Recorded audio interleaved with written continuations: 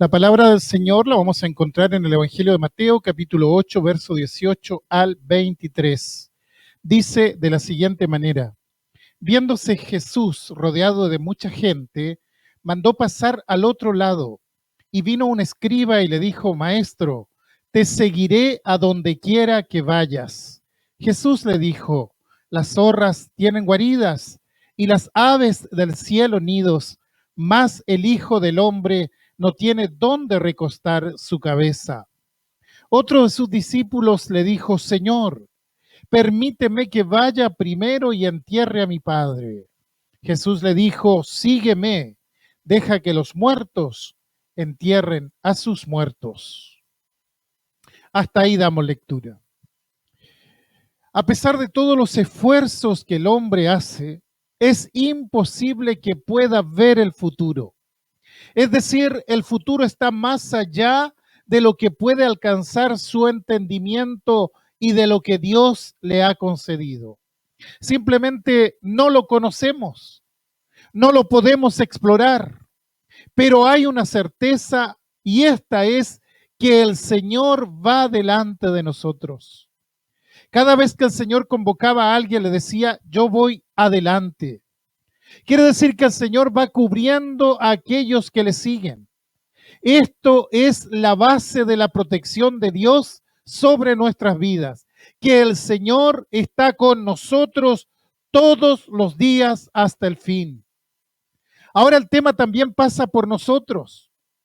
Preguntarnos si estamos o no siguiendo al Señor. Porque ¿qué significa seguir al Señor?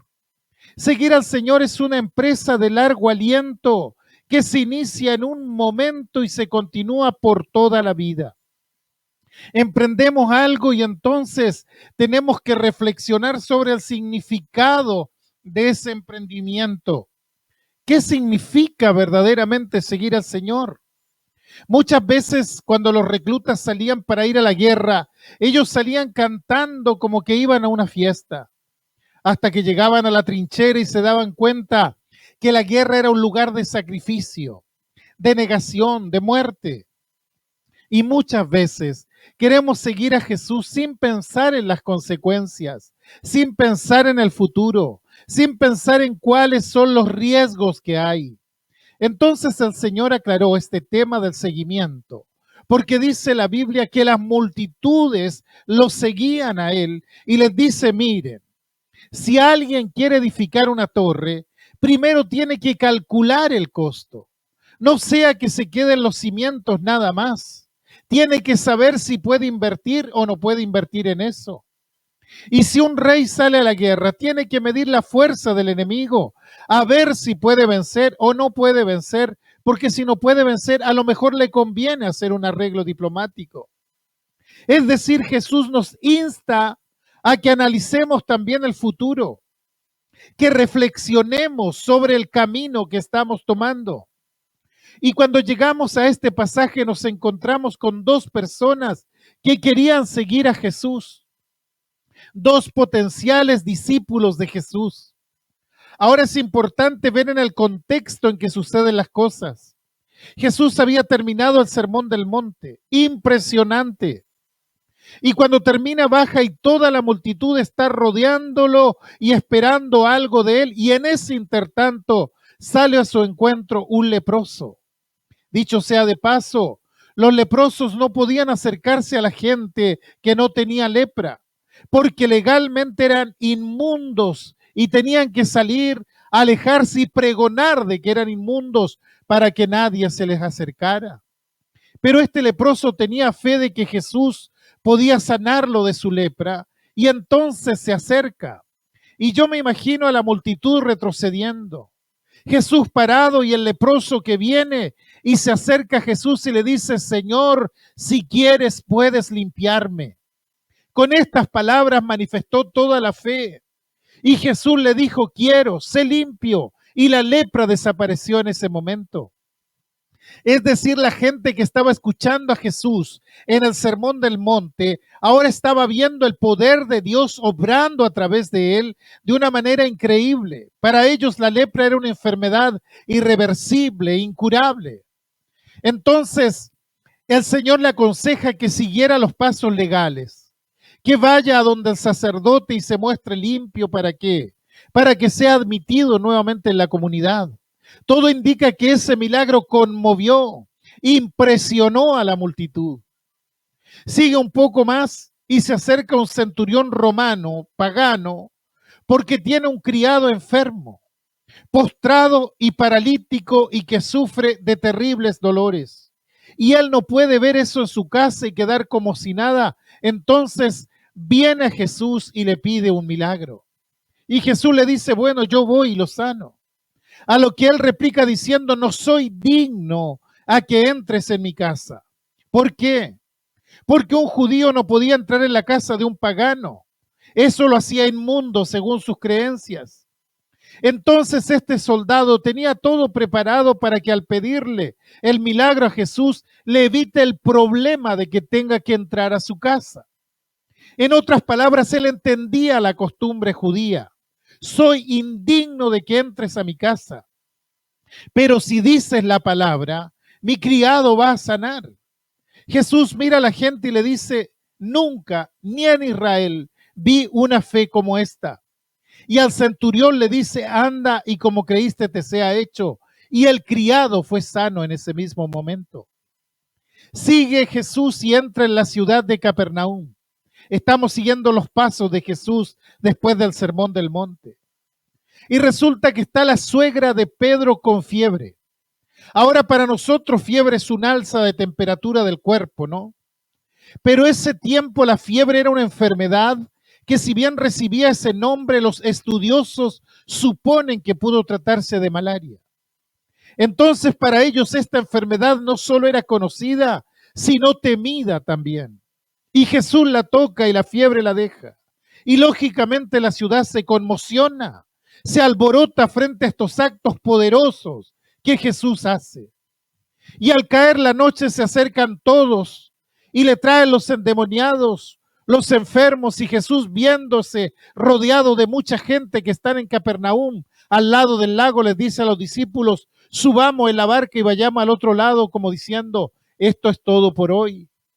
Subirse a la barca y atravesar el mar de Galilea o el lago de Genesaret era una invitación a ir a un lugar más tranquilo, menos convulsionado. Sin embargo, al llegar se le acerca un escriba. Perdónenme que debo contextualizar toda esta historia para dar a entender mejor lo que quiero señalar. Se le acerca un escriba y le dice, maestro, te seguiré a donde quiera que vayas. Y Jesús le responde, las zorras tienen guaridas y las aves del cielo nidos, mas el Hijo del Hombre no tiene dónde recostar su cabeza. Ahora hay que mirar dentro del contexto para entender por qué Jesús contestó lo que contestó. Pasa que este escriba venía entusiasmado por lo que Jesús había dicho en el monte, un impecable análisis de la ley. Él era un conocedor, un doctor de la ley y sabía que Jesús no le había contradicho en nada lo que Moisés había enseñado. Un escriba o intérprete de la ley era lo que hoy llamaríamos un abogado. Sabía mucho más que los fariseos que aparecen siempre en confrontación con Jesús y eran reconocidos por la gente. En primer lugar, porque constituían una clase social muy distinguida.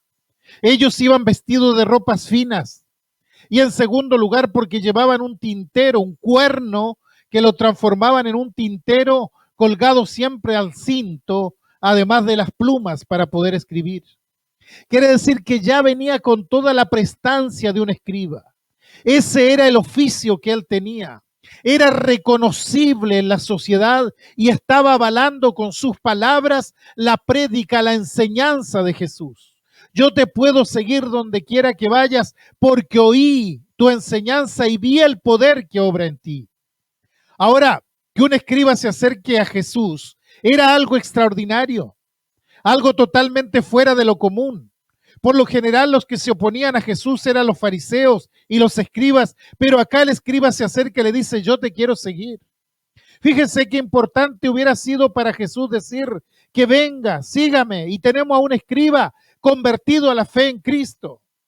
Pero Jesús no se deja engañar. Él vio el corazón de este hombre. ¿Y qué traía este hombre? Él escuchó una exposición sobre la ley de Moisés impecable. Vio que se sanaba la lepra.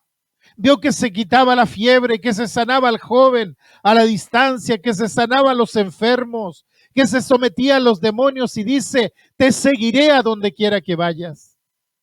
Y Jesús le dice, perfecto, pero las zorras tienen guarida y las aves del cielo nido, pero el Hijo del Hombre no tiene dónde recostar su cabeza. ¿Has pensado en eso? Jesús usó un refrán que parece que era de uso común en aquella época. Las zorras tienen guarida y las aves del cielo nido. Un refrán como para decir, todos tienen su lugar en el mundo, pero añade, más el Hijo del Hombre no tiene dónde reclinar su cabeza.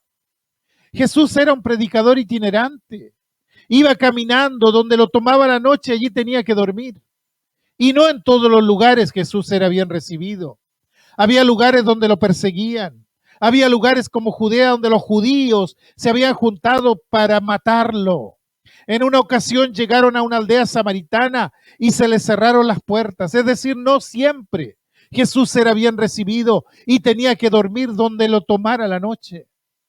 Entonces Jesús escucha a este escriba y por supuesto que podía haber sido positivo tener un escriba entre sus seguidores. Era un gran testimonio, pero Jesús dice, hablemos las cosas como son. Uno puede ser muy entusiasta, pero cuando empieza a seguirme se encuentra con que hay dificultades. Y no hay nada más peligroso que el entusiasmo, escúchelo bien, porque el entusiasmo ve solo la superficie, no ve el fondo de las cosas. El escriba tenía un estilo de vida, iba bien vestido, tenía su casa, seguramente tendría su familia y era bien recibido en todas partes. Un escriba era un hombre respetable. Si empezaba a seguir a Jesús, tenía que dejar su comodidad, su familia, su casa, el vestido fino que llevaba puesto. Y no iba a ser bien recibido en todos lados. Y Jesús le dice, ¿te diste cuenta lo que significa seguirme realmente? Jesús no quiere recibirlo engañado. Si sacas conclusiones de lo que escuchaste en el monte y de lo que pasó en Capernaum, te vas a engañar, porque no es solamente eso. Es verdad que esto está presente, pero también hay otras cosas. Si usted tiene una moneda, constatará que tiene dos caras. Nosotros le llamamos a una cara, a la otra sello, porque originalmente la parte del sello era la que recibía el golpe de la inscripción. En Argentina se dice cara o cruz, cara o cruz. Hay una parte donde aparece lo bonito y por otro lado está también la cruz. ¿Y la cruz qué es? La cruz es el sufrimiento. Y Jesús dice, mira, seguirme significa que uno tiene todas estas cosas que has visto, el poder de Dios, el mensaje de Dios, pero también tiene otra cara. Y entonces si quieres ser mi discípulo, debes saber esto. Te pido que consideres esto, que hay también una parte de sacrificio, de esfuerzo. No te voy a engañar. Y lo que hace Jesús es tomar a ese hombre y decirle las cosas tal como son. Allí en el libro de Hechos, cuando comienza el primer viaje misionero, salen Pablo y Bernabé para misionar y se alejan del continente y se dirigen hacia la isla de Chipre. Y lógicamente que ellos dos habían sido encomendados por la iglesia para que fueran y predicaran el evangelio. Pasaron por Chipre y después fueron hasta Asia Menor. Así que comienzan allí el viaje y buscan a un ayudante que se llamaba Juan Marcos, que era sobrino de Bernabé, un hombre joven. Y seguramente él con mucho entusiasmo iba con ellos y llega a la isla de Chipre y recorre toda la isla y después había que seguir el viaje, había que dirigirse hacia el Asia Menor. Pero en la isla de Chipre hubo dificultades, problemas, hubo oposición y cuando tienen que seguir el viaje, resulta que Juan Marcos dice, no, yo no sigo, yo me quedo hasta aquí, yo regreso. ¿Por qué pudo llegar a Chipre y no seguir hacia el Asia Menor? Porque su entusiasmo duró solamente hasta la primera estación, porque vio la parte positiva, porque su espíritu aventurero lo empujó. Vamos a viajar, vamos a conocer lugares, vamos a predicar, vamos a ser bien recibidos donde vayamos, pero no. Descubrió en la marcha que no es así, que había oposiciones, que había problemas, y entonces todo el entusiasmo se le vino abajo. Volvamos al escriba que se acerca a Jesús. Él se acerca donde estaba Jesús, pero era sincero. No tenemos por qué poner en duda su sinceridad. Juan Marcos era sincero, claro que era sincero. ¿Por qué no? Nadie pone en duda su sinceridad. Pero además de la sinceridad, hay que medir el costo también. Hay que también calcular lo que eso significa. Y las palabras de Jesús tenían como propósito destruir las falsas expectativas. Jesús le dijo lo de las zorras y lo de las aves del cielo y le habló del Hijo del Hombre que no tiene dónde reclinar su cabeza. ¿Para qué? Para que no se hiciera falsas expectativas. Porque pasa que la vida cristiana es una lucha también. Por cierto, implica una tremenda bendición de Dios a nuestro favor. La presencia de Dios se hace visible en cada momento, pero también hay momentos de dificultades, momentos de pruebas, hay momentos de angustia. El salmista decía, aunque ande en valle de sombra de muerte, no temeré mal alguno porque tú, oh Dios, estás conmigo. Pero tengo que pasar por el valle de la sombra y de la muerte. Y a nadie le gusta esto. Y mucha gente se acerca porque cree que seguir a Jesús es sinónimo de no tener más problemas. Y claramente esto no es así. Por eso Jesús para el escriba y le dice, vamos a sincerarnos, vamos a hablar con honestidad. Entiendo que eres un hombre entusiasta, pero entre nos no basta solo con el entusiasmo. Bueno, ese es el primer caso. Luego aparece un segundo caso, el de un discípulo que le dice a Jesús, Señor, permíteme primero que vaya y entierre a mi padre. Se trata de una persona que tiene muchos escrúpulos. Yo no sé si todavía se usa esa palabra escrúpulos. A veces miro esta sociedad, en realidad dudo si existe todavía esa palabra.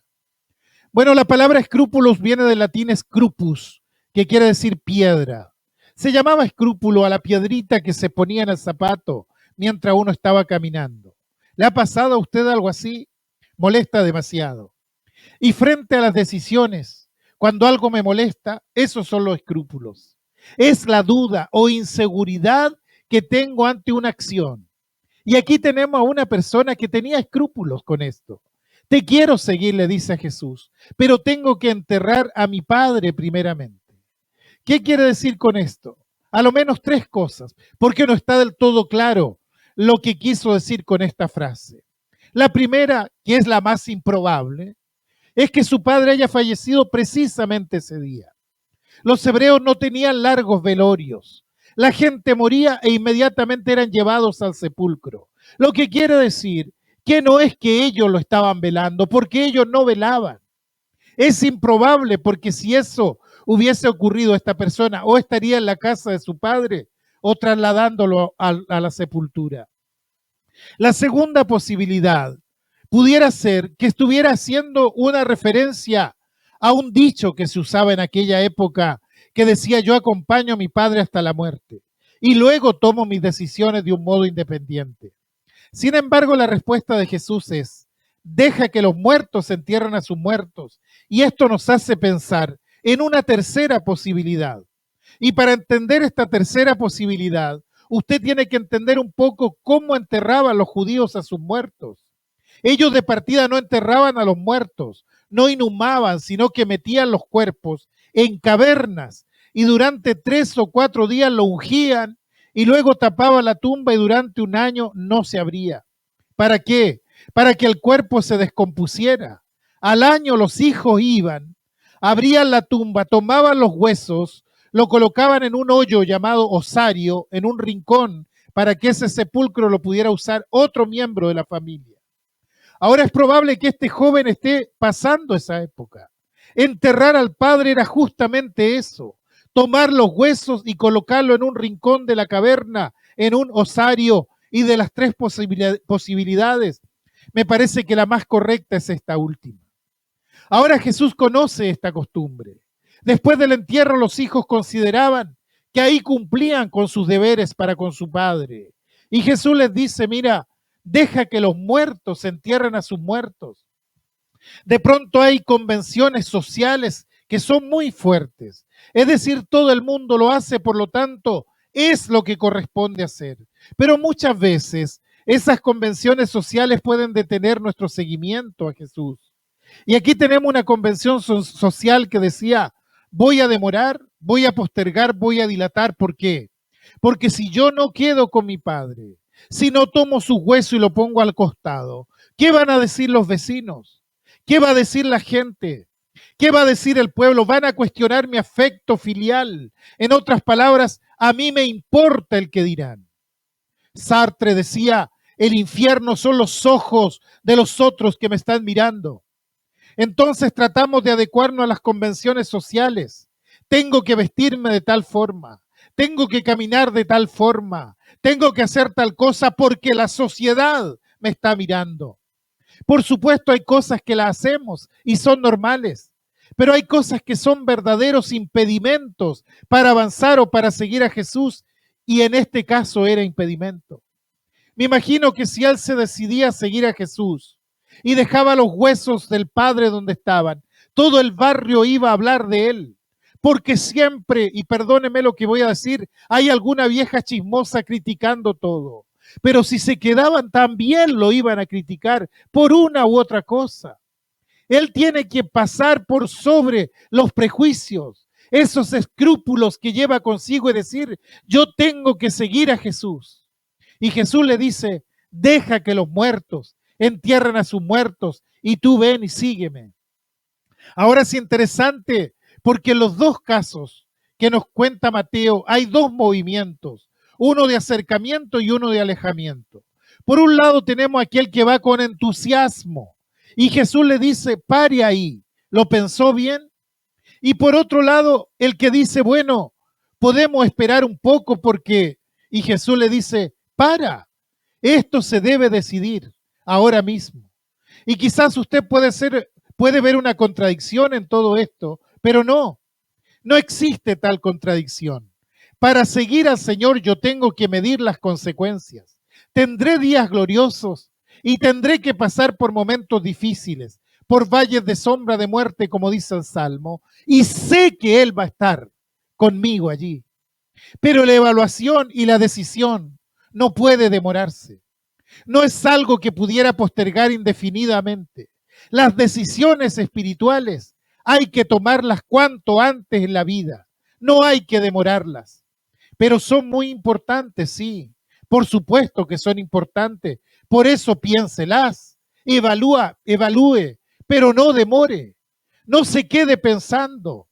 El Señor mostró en estos dos episodios y el Espíritu Santo los deja allí juntos, justamente al final de este capítulo, que hay dos actitudes y que las dos actitudes son negativas. El entusiasmo sin análisis, sin comprender qué es lo que estoy haciendo realmente, y la otra que es el hecho de que pienso tanto que dejo pasar el tiempo sin tomar una decisión. A veces sucede cuando debemos dar pasos en nuestra vida espiritual y la pregunta es, ¿doy este paso o no lo doy?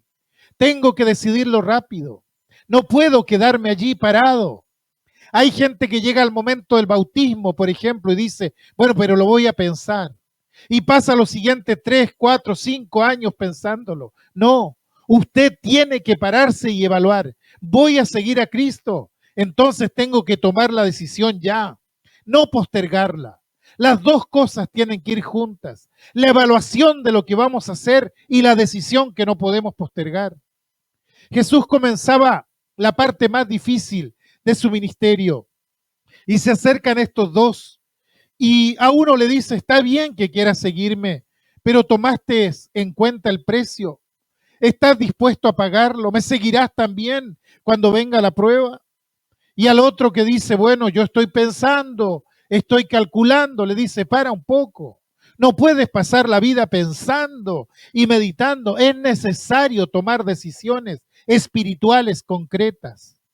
Y las decisiones espirituales son decisiones que hay que tomarlas a conciencia, habiéndolas analizado, pero no demorarlas. Son las decisiones más importantes de nuestra vida. y no podemos prorrogarlas. Todo esto quiere decir que si yo quiero seguir al Señor, ¿qué es lo que tengo que hacer? En primer lugar, tengo que evaluar, tengo que pensar seriamente. No es recomendable escuchar a tantos mercaderes de la fe que andan diciendo, venga Cristo y va a tener dinero, y va a tener salud, y va a tener trabajo, y no va a tener ningún problema. No, eso es una mentira. Piense seriamente en el Evangelio, en lo que Jesús enseñó, no en lo que los hombres enseñan, sino lo que Jesús enseñó. Si yo lo voy a seguir, tengo que tener en cuenta esto. Y si lo voy a seguir, no puedo quedarme parado pensando. Hay un momento en que debo tomar una decisión. Y Jesús le dijo al que lo demoraba, este es el momento. No se puede seguir a la convención social, al que dirán, esperando un tiempo a lo que pase. Uno tiene que tener la convicción y teniendo la convicción ir hacia adelante.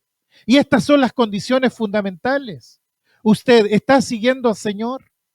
¿Se considera un discípulo de Jesucristo?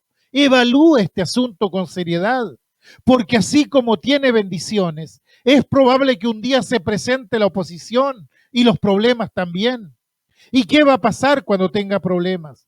¿Va a seguir de todos modos o se va a sentir defraudado y va a volver atrás? No, yo tengo que saber que la vida cristiana, en qué consiste la vida cristiana, que en la vida cristiana es cuando el Señor me llama a seguir una vida donde voy a encontrar luces y voy a encontrar sombras también. Voy a encontrar cumbres altas, pero también voy a encontrar valles de sombra y de muerte. Y que voy a tener que pasar por todo eso, pero que el Señor camina con nosotros y que va delante de nosotros. Tengo que saber esto también. Ahora es probable que usted todavía no haya tomado la decisión de seguir al Señor, no porque no cree, sino porque está indeciso. No lo demore más. No es recomendable demorar. En segundo lugar, frente a la invitación de Dios, a la oferta del Evangelio, es necesario analizar el costo objetivamente. Pero también hay que tomar una decisión espiritual frente a Cristo. ¿Lo voy a seguir? Entonces no postergo más. ¿Qué va a decir mi familia? ¿Qué va a decir mi esposa, mi esposo? ¿Qué van a decir mis vecinos? ¿Y qué va a decir este o este otro? Olvídese de lo que vaya a decir la otra persona. Usted está siguiendo al Señor Dios del universo. Suficiente razón para dejar de importarme el que dirán los demás. La gente va a hablar, claro que va a hablar, porque siga o no siga, la gente va a hablar igual. Déjela, que la sociedad diga lo que tiene que decir, pero usted está siguiendo al Señor.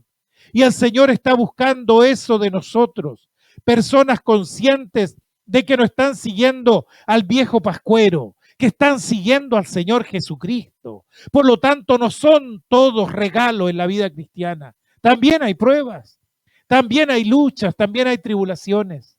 Por un lado hay que tener conciencia de eso y por otro lado conciencia también de que las decisiones espirituales hay que tomarlas rápidamente.